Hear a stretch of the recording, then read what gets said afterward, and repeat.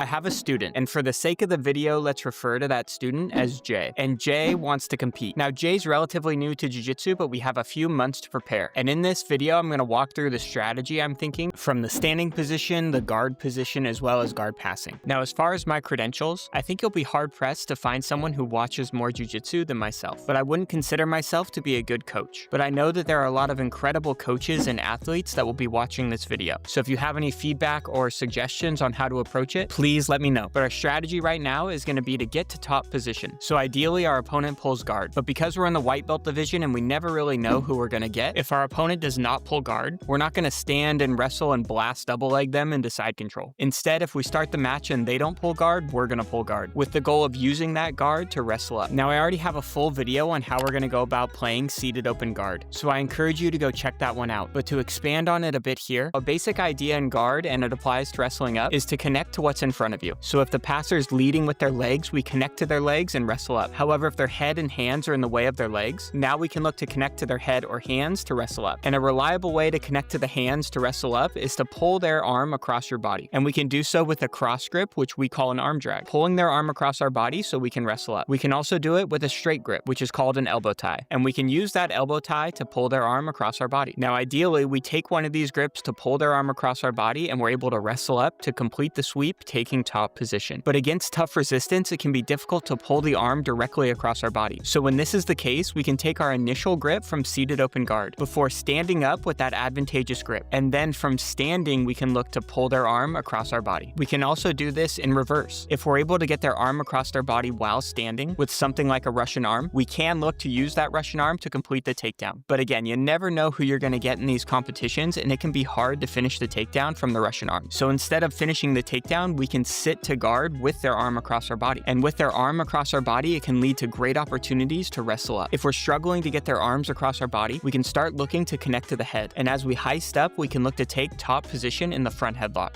And if we ever get forced supine, again, we're not here to play guard. We fight to get back to seated and look to connect to what's in front of us. And if we hop on the outlier database to get some information about how people are completing sweeps, we can see that the most common way people sweep is through wrestling up. And the most common position they sweep from is open guard, which is why we're leveraging this to get to top position. So to summarize, our strategy is going to be to work from top position. But if our opponent doesn't pull guard, we're going to need a reliable way to get there. And to do so, we're going to utilize our guard. And ideally, we can get access to their legs to wrestle up directly. But if not, we're going to utilize grip fighting sequences that prioritize getting their elbows across our body to ideally get access to their legs. But if we can't get access to their legs directly, we can stand with these advantageous grips. But if we ever don't like what's happening from the feet, we can always sit back to our guard. And with their arms across our center, we can start to wrestle up to get to top position. Now, to give us confidence in this strategy, we need to know what to do when it fails, which will likely mean we end up in the bottom of the front headlock. So we're going to need a reliable defensive strategy to escape. And in our podcast with Greg Sodders, he discusses a reliable roadmap to escape the front headlock. The first thing we do is prevent ourselves from getting submitted. So we can do things like take a 2-on-1 grip on their strangle arm, making it very hard for them to submit us as we go into our escape. However, even though they can't submit us, they can advance their position by going behind us. So step number 2 is to prevent positional advancement. And what this means from the front headlock is keeping our body aligned with theirs. And to do this, we want to have some points of connection on the ground that allow us to keep this alignment as our opponent tries to go behind us. And the third and final step of the process is to escape and ideally go into offense after doing so. So maybe we take a 2-on-1 grip on their strangle arm to address the submission, and we put our toes on the mat to prevent their progression. And now as they start to go behind, we start to escape before shooting in on a single leg of our own to go from defense to offense and take top position. Or maybe we use that 2-on-1 to sit to guard and start setting up our arm drag. So after we escape the front headlock, it connects well to what we've been working on from open guard. And we can look to stand with that arm drag as we wrestle up to go from defense to offense, taking top position. Now, once we get to top position, now we have to pass the guard. And there are 3 basic options when doing so: outside, inside, or under the legs passing. Now, the inside camping type of passing is something that's definitely gaining popularity, but I do think it can be a difficult skill to develop. Weight distribution is much harder to master at a really high level.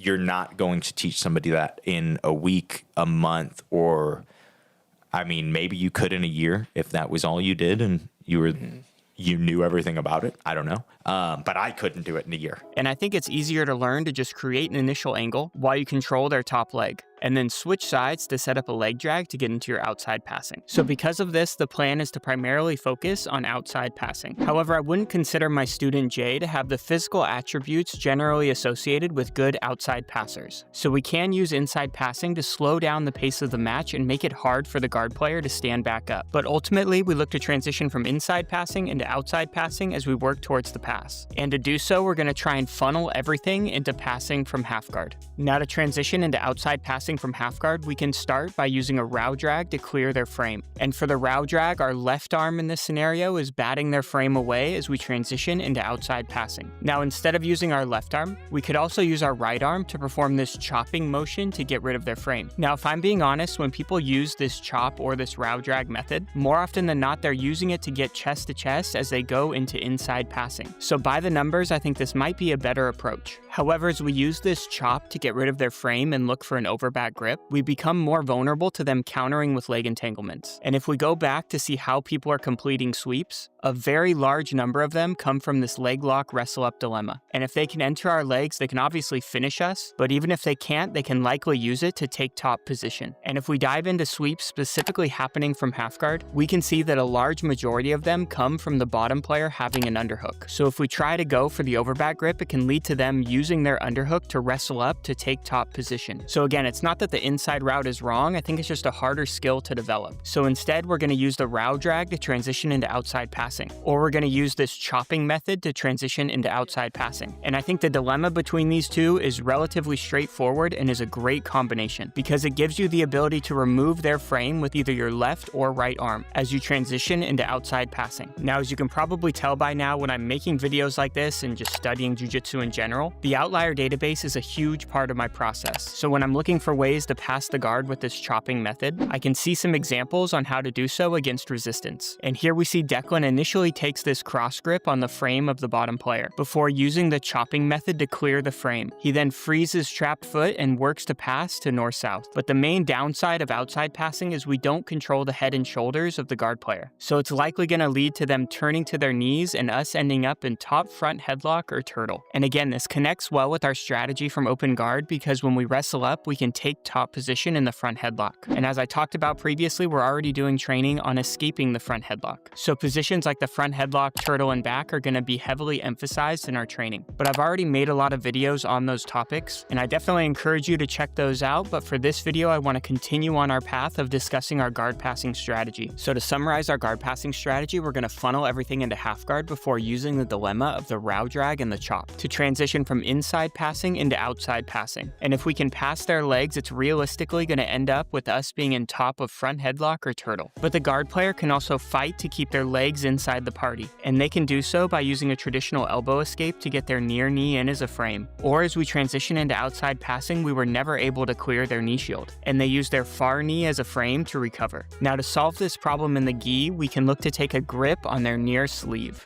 Is he threatening to bring the legs back in? We're just going to bring everything up north and expose our training partners back. But in no-gi, it can be difficult to get meaningful control over their arm to utilize this grip. But as they insert their near knee looking to recover, we can take a grip on their leg instead and utilize this same idea to complete the guard pass as we chase our opponents back. This time, as we're working to pass from half guard, we use the chop to get rid of their frame and go into outside passing. But we were never able to get past their knee shield and their far knee is in as a frame. So to address this, we want to run around their body, which makes their far leg their near leg. And now we can utilize this same knee pull to complete the guard pass and chase their back. Or if time's running out or you want to be a bit more flashy, as you utilize the row drag to transition into outside passing and they keep their knee shield in place. So now as we run around to the other side of their body, instead of the knee pull, we can go for an armbar. Now again, if you're interested in diving deeper into north-south passing, I made an entire video on it here, and it was a very well-received video, so I encourage you to go check it out. But we're going to wrap this video up by discussing the last piece of our guard passing puzzle is that we want to funnel everything into half guard. But we don't always have a choice, and we may be forced to pass from De La Hiva. And when this is the case, we need reliable ways to force the guard player from De La Hiva into half guard. And I really like this method from DeAndre, where he first focuses on pushing the De La Hiva leg down before working to break the grip of Dante. But notice that DeAndre addresses the grip on his ankle, but also the grip behind his knee, because the grip behind your knee is actually what makes it very difficult to switch sides. So try to go to the knee cut.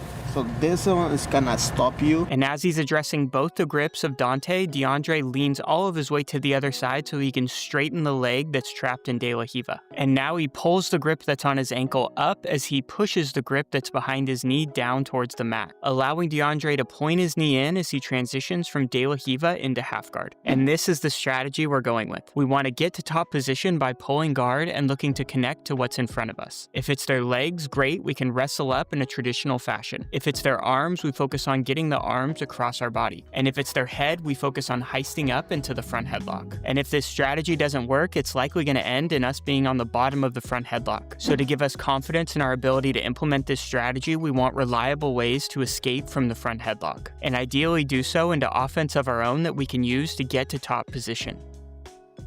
And once we get to top position, if we're not in half guard, we're going to get there. And then we're going to utilize the chop or the row drag to go into outside passing. And as they fight to reinsert their knees, we're going to utilize the near side knee pull to chase their back. And if you're interested in diving deeper into seated open guard, the front headlock, or north-south passing, I'll leave all the links to the videos I've made on these topics in the description below.